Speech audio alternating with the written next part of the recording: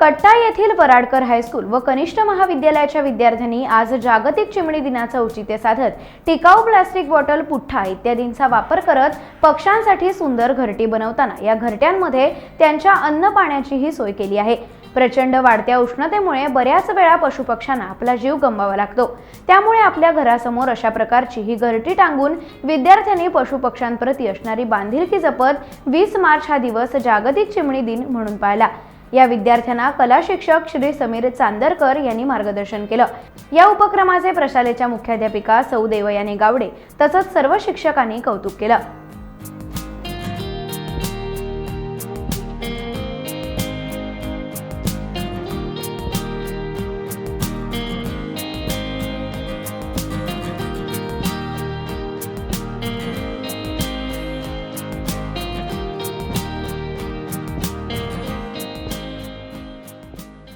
पहिला जागतिक चिमणी दिवस हा 20 मार्च 2010 रोजी साजरा करण्यात आला।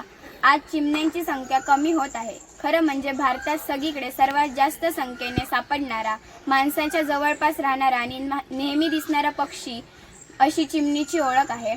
परंतु दिवसेंदिवस होत चाललेल्या बदलामुळे चिमण्यांच्या वास्तव्यात धोका निर्माण झाला आहे।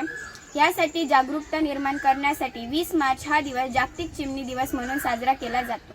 वराडकर हायस्कूलच्या विद्यार्थ्यांनी पक्ष्यांच्या निवासासाठी व पाण्यासाठी टाकाऊ वस्तूपासून सुंदर अशी घरटी बनवली आहे।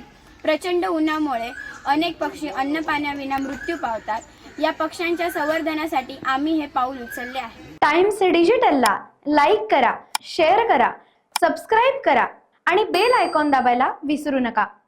Times digital.